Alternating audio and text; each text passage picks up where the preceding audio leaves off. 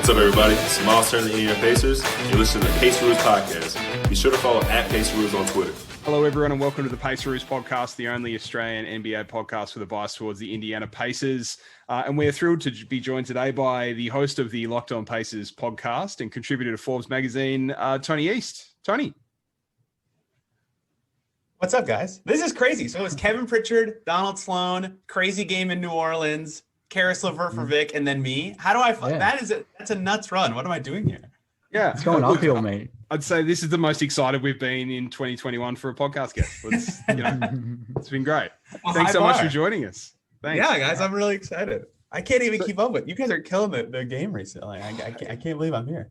For three guys where it's currently 3 p.m. What time is it over there right now? 11:06 p.m. Yeah. Okay. So a little dark, a little cold. It's it's about 30 degrees Celsius over here. I don't know what that is in Fahrenheit. I've never been good at that, but it's hot over here. Yeah. So, it's completely different time zones, completely different weather.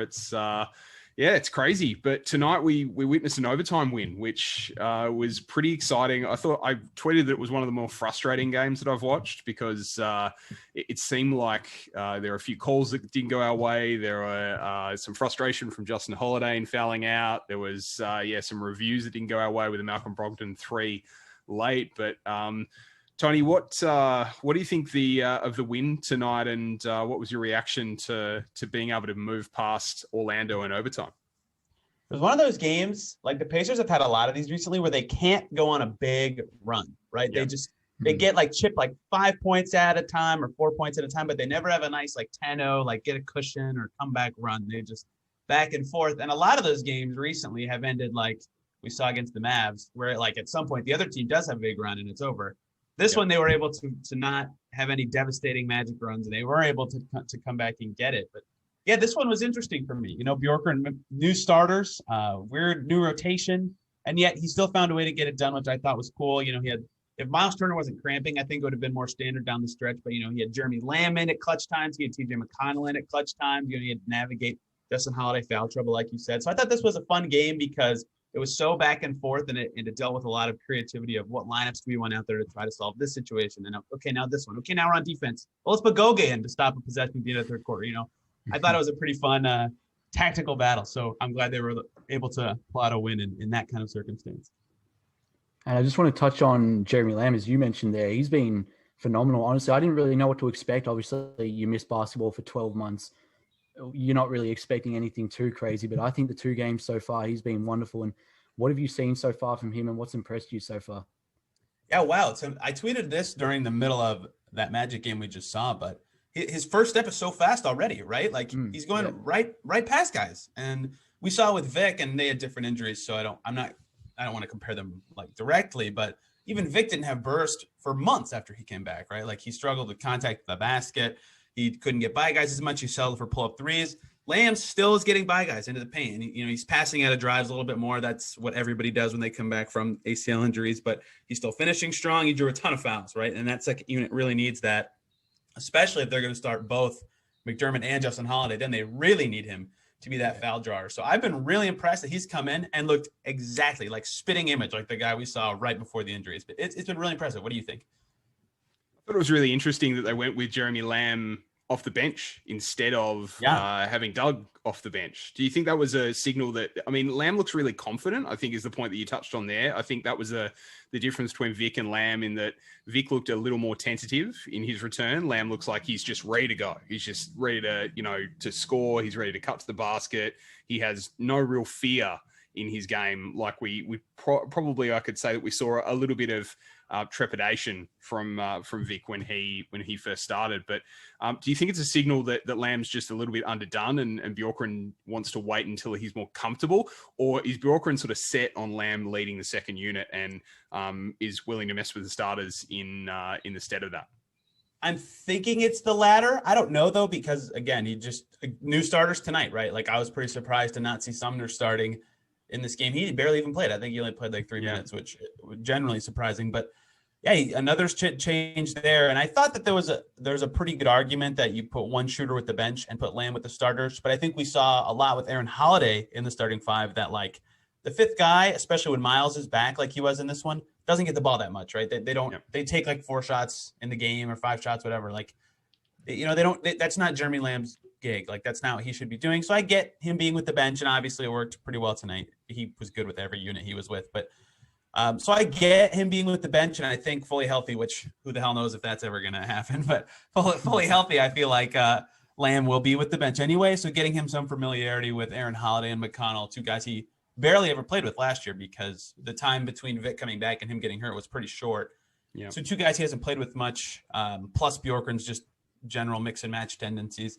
I think that's a good way to get him back into action, especially coming back from an injury. So I agree with you. He's looked confident, and I think having him in a role where he can have the ball more often, which is with the bench, is a big part of that. You mentioned just before, Tony, about Miles coming back. I just want your opinion on him. All us 3 at the Paceroos are huge fans of Miles. He obviously does the intro to the podcast. We speak very highly of him at all times. Like we were all very upset with the rumored Gordon Hayward trade. We didn't think that'd be the best for the Pacers.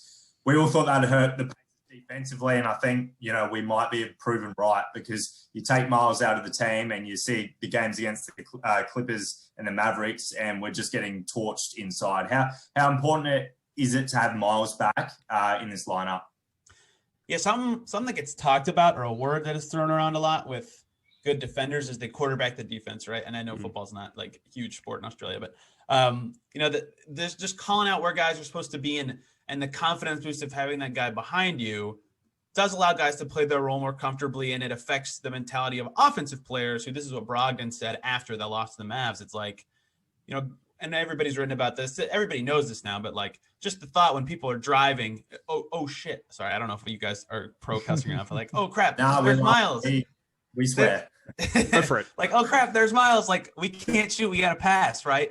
Like, it's just little things, not even so much their scheme. Their scheme doesn't change too much when he's out. And obviously they've looked like garbage on defense without him. But, they've had some terrible rotation stuff with him out there. But just the way it changes offensive players and the confidence of other Pacers players, that's what I think the quarterbacking is. It puts everybody kind of on a chain where they're supposed to be, and they're more confident in doing what they're supposed to do as opposed to, thinking too much. And like Justin Holiday is a great defender. And against the Mavs, there were some plays where Sabonis and Brogdon would blitz Doncic, and then Justin Holiday would just stand there and be like, oh crap, like, am I supposed to go to the rim or am I supposed to go to the wing? And then the Mavs would score. And it's like, Justin Holiday never does that. Like, what it was very confusing.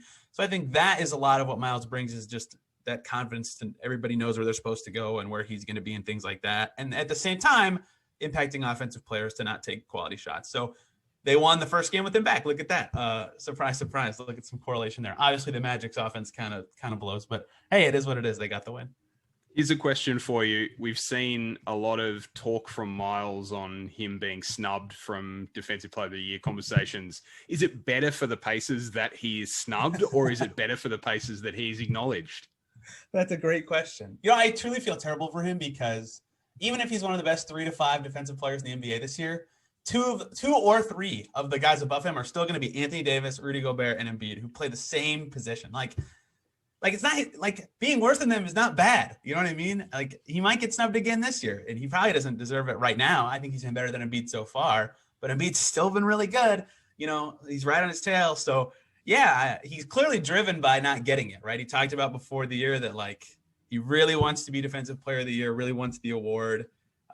Always talks about not getting recognition because he's in Indiana. So maybe that's a little bit of a market worry, but yeah, he clearly wants to win the award and is driven by that, and hasn't taken a huge step forward defensively, which who thought that's how he would take his next step forward is on the defensive end. So we want him to win the award because a couple of us had him at 31-1 to start the season. So I think there's a little bit of interest from the Paceroos in still in making has sure pretty that crazy odds, doesn't he? I don't know if you guys track that. Yeah, I believe it's still like 25 or 20-1 or something. Yeah. And like Gobert. Go ahead. For me, it's the same as that year Roy Hibbert should have won over Marc Gasol. I just think Pacers, it's going to be Miles Turner will probably have to average 5 blocks to actually win. Yeah, and he's smoking Gobert in the category. Capella had a triple-double with blocks tonight, by the way. Yeah, so crazy game. Yeah, but he's still like Capella with these huge block games and Gobert having a ton of blocks. He's still like 20 ahead of him or something, and he missed 2 games. Like, he's going to dominate the blocks. It's going to be the other stuff that Gobert does. So like Gobert plays drop coverage every possession, right? So he defends so many shots a game, and like Embiid similarly. And then another factor that gets mixed in with Defensive Player of the Year a lot, especially for Anthony Davis and Giannis, is they defend the perimeter a lot, right? They don't just defend around the basket. Turner's better at that this year too, but they do it a lot more. And so when some voters are like, oh, it's a talent award, not a statistical award, whatever, and that's true, that's where they get the edge. So again, he's probably going to be top 5 this year. And if he keeps this up, higher than that, he's been ridiculous. But it sucks so much for him that he just happens to overlap with 2 just absolute stud center defensively. The Roy Hibbert quote lives on forever, doesn't it? As a Pacers fan, I think we all know what we're talking about there. But I want to move on to a guy that's been a little bit disappointing this season, to say the least, which is Aaron Holiday. We talk about him a lot on the podcast. I know Justin's smiling right now, but he had that one game against the Warriors where he had 16-12 off the bench, and I thought, wow, here we go. Like, this is the Aaron Holiday that we know, right?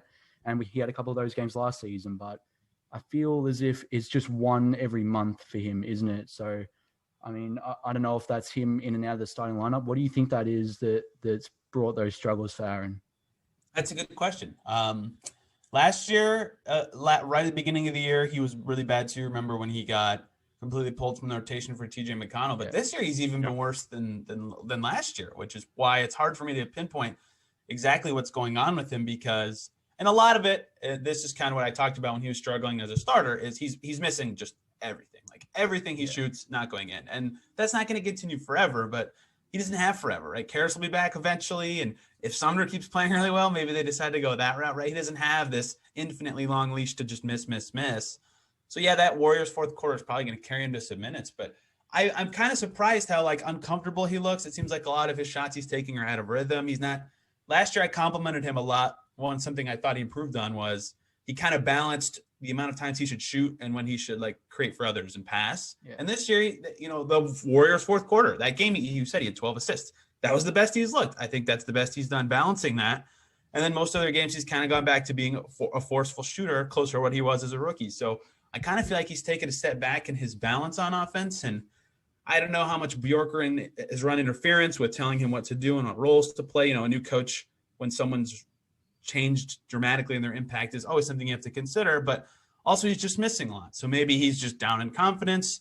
I don't know what's going on with him, but he's definitely been a lot worse, and it's very interesting. I want to know why Justin was smiling when you asked the question now. I am probably the harshest critic on Aaron Holiday. For years, I've had a box full of people telling me how good he is and how he's the best Holiday brother, and I'm just like, nah, he's the best Holiday brother? I've had it all, apparently. Wow.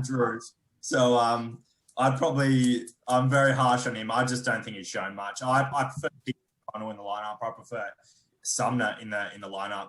That's just me personally. But I'll ask you a 2-part question. Now I know I've actually heard some of your takes because I do listen to your podcast, but we'd be remiss without asking you about the big Victor Oladipo trade. What were your thoughts on it? And then the second part to that is, how good do you think this Pacers team can be fully healthy? Once Warren's back, once LeVert's back. I know it's extremely tough because, timelines and we don't know how the players are going to be. But with this team on paper, what do you think the ceiling is?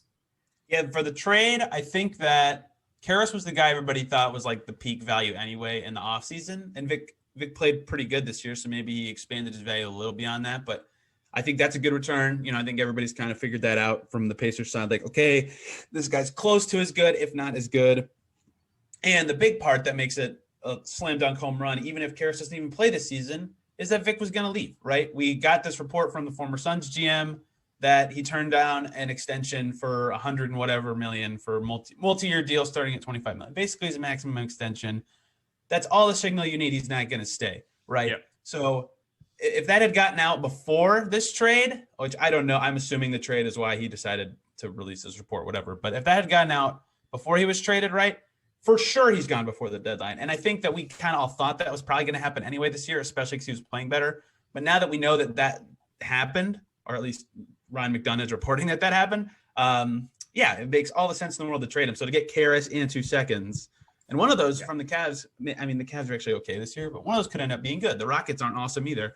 So, yeah, good value trade. I like it from that perspective. Emotionally, most fun season covering the team for most people on Twitter was the Vic year in 17-18. So that absolutely sucks. And first game with the Rockets, he looked just ridiculously good. So Yeah, it's gonna hurt like hell until Karras comes back and is actually playing. But yeah, I think purely business and basketball, it's a good deal. And how good can the starting lineup be healthy? Good question. I want to say that we never really got to see the Vic version fully actualized, but now that Turbonis is kind of clicking, Bjorkgren's got those two going. They don't really have like a weak hole offensively with Brogdon, Karras, Warren, and the two bigs.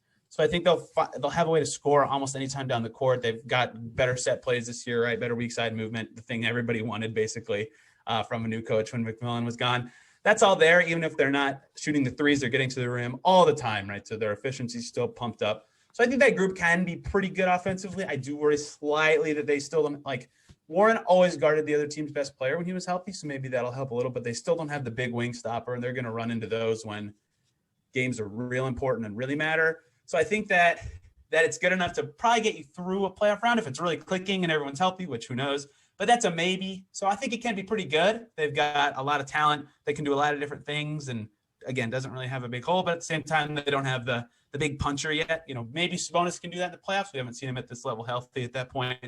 But we'll see. I think it can be really good, but not quite awesome. I think that's the words I would use, the exact verbiage I want to use. The guys are probably sick of me bringing up that particular hole in the defense, because I feel like every time we talk about the gaps in the team, I bring up the big wing defender because of our opponents. Look at the teams that beat him. Look at the teams that beat him this year. The Knicks being an outlier because Julius Randle had the game of his life. Which what the hell was that? But Harrison Barnes killed him, big wing. Luka Doncic, big wing. Celtics, Jason Tatum, big wing. And I'm missing one. Who am I missing? Crap. This is embarrassing. Well, Simmons, Tatum, Siakam always play well as well. You've got so many big, sort of large, small forwards that can play power forward that they can, stretch the floor with, that we just can't defend right now. Right. Yeah. So and Warren helps so much there, right? Even though he guards sometimes, he helps so much with that just because he's big and tries to guard the ball now, which he never did with the Suns. So yeah, that's their biggest hole. And Warren helps a lot with that, but his foot is shattered right now. So who knows when he'll be back and playing. What do you guys think the ceiling? I need to turn this around. I feel like it's just you guys having questions to me. What do you guys think the starting lineup can do when fully healthy? I think we can definitely get to the conference finals. I think is probably the ceiling of the team. My biggest problem is exactly what we've been talking about. Depending on who we come up against, whether it be Giannis, whether it be Simmons, whether it be Simmons and Embiid for that matter, because Embiid always torches Miles Turner, or Jason Tatum, we don't have the defense to be able to defend those guys that can make really, really tough shots. So that's the position that I want filled. I think, Alex, you and I have spoken about the trade exception and Rondé Hollis-Jefferson as a free agent signing off at the end of the bench and those sorts of moves that we can make. But Alex, I'll throw to you as well. I mean, what's the ceiling? Yeah, I think I'm in agreement with you, probably the conference finals. But at this point, if you're a Pacers fan, you would take a series win, wouldn't you? Yeah. I mean, it's been about 7 years, so we will take anything at this point. But as you mentioned, I mean, even down the list, you look at Miami, we struggle to guard Jimmy Butler, right. The Raptors, Siakam. So you look up and down the East, and they have those good wing players, which, we've struggled to stop. So I don't know necessarily where you fill that hole. I mean, we talk a lot about Rondé Hollis-Jefferson. He's not going to shut down Giannis, is he? So, it's tough. I think it's also the lack of a superstar, isn't it? Who is going to shut down Giannis? Who's going to shut down Jason Tatum? I think, I talked about Rondé on Locked On Pacers because I got this exact question from him. I'm like, Rondé's a good defender, but it's almost like getting cute. Have you guys seen the memes about the PJ Tucker LeBron stopper stuff when the Raptors signed him? You know what I mean? PJ Tucker's way better at defense than Rondé, and they were like, the Raptors were like, sick, we got PJ Tucker to guard LeBron, and then he did nothing, right? LeBron just said, screw you, I'm just going to score 1,000 points. Rondé can help a little bit, I guess, but like you just said, Adam, Rondé's not gonna do shit against Giannis. Why would it's not worth it. You need a dude for that, and it's hard. It's really hard. Every team wants that guy. That's why they cost $1 bajillion. So and the only answer then, if you can't stop them, you just have to outscore them, which I think is where this team is heading and why this team is shooting so many threes. I think the Luka. Sorry, I just cut you off bad. The Luka blueprint, I think, is what they're going to go for a lot because he didn't score that much. I don't remember what he ended with, but it was under 20, right? They had him passing like crazy, and that's what they kind of tried to do that against the Clippers, but they have two guys. That's real tough, right? Yeah. So that's, I think, what they're going to try to do. And maybe they pray they get the Celtics because Jaylen Brown's not quite the passer, so they can maybe force it out of Tatum's hands a bunch. But I think that blitzing stuff, they're going to go crazy with that. That was one of the things that Malcolm brought up, or that Miles actually brought up in him saying that, they miss my defense. He was saying that, Domas, when Miles is on the court, Domas is free to blitz. And that seems to be a lot more of his role in this team. And that's probably the other potential hole, which is Goga, which is that backup center position, because Domas being able to be out in the perimeter defending and blitzing in that fashion obviously supports the perimeter defense, but without Miles on the floor, you give up the rim. So I think the other question is Goga. I jokingly said on Twitter during the week that maybe my Goga jersey purchase would be an ironic one in a couple of years' time rather than a positive. But I mean, my man Goga has not looked great. He KP said on our podcast a couple of months ago that it takes bigs a long time to develop, but you would expect that by 1.5 seasons in, even with his injuries, that we'd see flashes at least of progress. And it doesn't seem like we've seen anything of that nature, Tony. I've kind of come to Goga's defense on this. To address what you literally just said, yes, his first game was really rough, right? And you'd obviously, like you said, he got drafted in July of 2019, right? It's 2021. Look at the calendar. That's a long time. And then you got to think back to he missed that summer league because of visa issues, right? That's tough. Then missed some of preseason injury. Then summer league stunned because of COVID, right? That's a big development for some guys. Then another injury for preseason, right? So just a lot of missed development opportunities have kind of cost him. And then he's only played in 56 games because he's totally buried by Turner Sabonis. So he hasn't played a ton. So his leash is still pretty long for me. And I think he had enough good games last year where I'm not going to be like, oh my God, he was so bad against the Clippers. Like, what is happening? Sell your jersey. This is over. I'm not at that point yet, but yeah, you would like to see better when he gets a 15-minute opportunity. So it's a really tough discussion, right? Like I did a whole 10, 15-minute rant on him on the show yesterday because I think the rush to label that one game kind of is frightening from it's kind of like an immediate, it's the internet right now, right? It's the immediate gratification days where you're just like, oh my gosh, we have to stamp this. But I mean, it is alarming when a player who needs to be growing isn't growing. We're talking about that with Aaron Holiday too. I mean, it's different because he's got a solidified role versus Goga, who needs to prove he belongs at all in the NBA. But yeah, you got to show growth as a young player, and we have not seen year 1 to year 2 growth. So as much as I'm defending him because his leash should be long, we still haven't seen growth, which is important. And I think a big thing as well is the expanding of the rotation. I know Nate wants to keep it pretty small. Obviously, Sabonis and Brogdon are playing absolutely crazy minutes. I really don't know how long can you sustain that for? I think Goga, Sumner, even Aaron Holiday, do they have to start playing more minutes? Because obviously, these are your top 2 guys this season, and they're playing Tom Thibodeau level minutes from the Bulls days. So how long can we sustain that for? Good question. I asked Bjorkgren about that. Oh man. It was during the road trip. I forget which game, or maybe it was right before the road trip. But I was like, yeah, this is a lot of minutes. Are you cool with this? Is this the plan? Whatever. And there's a lot of injuries, right? There's some level of I get it. You haven't had the reserves. Goga's back now though, right? Mm-hmm. So his answer, and I think you guys probably know this, but I don't know if listeners do or not. But what he said basically was their practices are way easier than last year, and they go easier in shoot arounds, right? So the total package workload over the whole season may be similar, but obviously games are more intense, and there's a reason guys sans Tibbs for all of eternity haven't played them that much minutes, right? It's a joke for a reason because it's not the best way to do it. So yeah, it's concerning. And I thought when Goga came back that because KP said in the summer or whatever his preseason press conference was, summer was fake last year, November, he's like, we got to try to find a way to get Goga to play. I thought that even 5 minutes of Goga to get Sabonis down to 33. Boom. I think that helps everybody. And then they didn't play Goga with Turner out even, and he got in for one possession against the Magic just now, but yay, one possession. So yeah, that seems like an easy way to fix one of their minutes problems, and they're not doing it. So I think it could become a concern, right? There's a reason Tibbs jokes are a thing. That's a lot of minutes, and those guys burn out faster. Maybe not necessarily they're more susceptible to an injury in this season or something like that, but I think with a guy like Taj Gibson, I think what happens is when they get to their or their like low 30s in age, the burnout shows up a little sooner for them than the typical player. And that's a over half decade down the road problem, but still something to consider with these guys, right? How long are they going to be playing? How much burnout does it cause when they're older?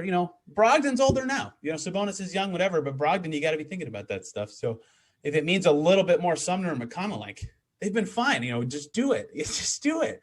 So I get it. Like in this kind of game with the Magic, it's close. You need to win, whatever. But like, I sometimes think he's hammering them a little too hard. And Caitlin Cooper tweeted this too. Like if practices and shoot around are really this easy, why can't Vic play back to backs? Like there's a lot of like weird messaging with the minutes that's confusing. So I don't know how much I buy the total package stuff. And I think you go with the science that apparently every other 28 teams that don't have Tibbs and Bjorken as the coach are using and get them closer to like 32 or 33. But maybe he's right. Maybe he is. We'll see. It's only 14 games and they have been the only two healthy guys. So maybe he's right. We'll see. But I think it's got to get a little bit lower. Yeah, I think it's long answer.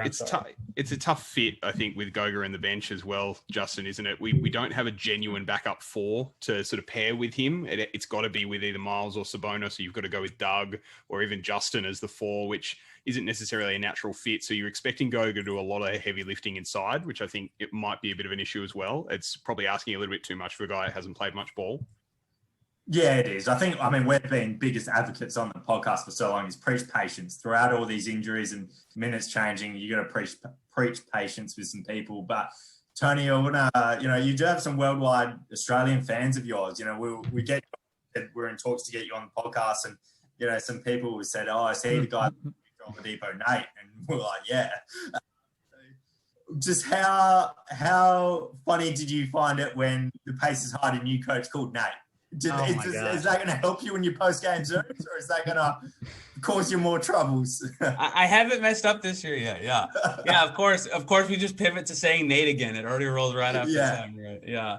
Yeah, actually, I do have a funny press conference story with Vic again. It was actually, I think, the last one, maybe the second last one he did before he got traded. I was on it was after they played the Rockets, so that's not true. He did a few more after that, but I was on the Rockets one on one screen and the Pacers one on the other. And I was going to ask James Harden about Miles Turner's defense. And I raised my hand in both. And I got called on for James Harden 2 seconds before the Pacers called on me, right? So I can't talk in both. So I didn't unmute myself. So I'm talking and I asked James Harden about Miles. And they call my name in the Pacers one. And I just don't say anything. And then Victor goes, "Tony, where are you?" And then I got skipped and I didn't ask a question. So that was my last raising my hand for Victor was me. You totally left Vic on red. I know. I left him on red and he called me out for it. So I just sucked at media with him apparently. That's tough doing two at the same time, particularly if you've got to be involved. Speaking of, your interactions with the team, you've been in the new field house. We wanted to ask you about the upgrades and the overall feel. Obviously, there's some fans let back in. I don't know the exact number, but for listeners, I'm sure there's a lot of Australian listeners who have been to Indianapolis and gone to games like we have. What's changed? How's the vibe? What would you say the biggest changes that you would notice when we're allowed to go back? The cool thing, the big thing, the new scoreboard is huge and that's so dumb. Yeah. But it's just I catch myself during the game, the game is going on right in front of me in the court, and I'm looking up, watching it on the screen above me. Why? Yep. It's so intimidating. It's super huge and nice. A lot of the restaurants that are on the club level and the ground level are upgraded too. They're really nice, although I don't really go down there that much because Paceroos is up higher now. Too important. And all the suites are better. I guess. No, I'm way too high up now. They put us up way higher to keep us away from the players. So we actually look pretty unimportant and tiny. All the seats are new. Some are gray and this is stuff that doesn't actually matter for fans, but it's still just cool shit. All the technology that can retract the seats into the wall. Right now there's a stage and a car on the side of the court that you can't see on the broadcast. I guess from some camera angles you can see it, but it looks huge. The court looks huge. So there's just a lot of stuff like that. They just did the tour the other day for the new Fever stuff is actually in there. People don't really know this. You don't see this on the broadcast. The Fever practice court is actually in the stadium, wow, across a hallway, basically from where the Pacers play. Yeah. So the Fever practice court got upgraded. Their locker room got upgraded. There's a different hallway they take to get onto the court. All that looks brand spanking new too. I haven't seen the Pacer stuff yet. I'm sure it got slightly changed as well because they're redoing basically everything. So they're pretty far along in that stage. The next stage I think is getting changed or delayed or something, but they're like building like an ice rink and like a multi-purpose park outside. So that's gonna be pretty cool too. But yeah, the inside it doesn't look like if you'd recognize it if you walked in, but like everything is just so slightly different and better now. So it looks really nice. Awesome. I highly recommend everybody come visit. Yes. Well, once the world decides to be a little bit less insane, then the three of us will all be over. Not now. Let me correct that. Yeah, not right this second. But Tony, we'll wrap it up there. Thank you so much for being on the show. You can listen to Tony on Locked On Pacers. You can follow him on Twitter. I think it's Tony East NBA on Twitter. Correct me if I'm wrong. But thank you so much for being on the show on the Paceroos today. I love coming on the Paceroos, and I love sounding like a dumb American, like with a non-Australian accent on the Paceroos. You know more than the three of us combined, mate. We appreciate having you on. We'll wrap it up again, guys. Thank you so much for listening to the Paceroos. We will see you next week.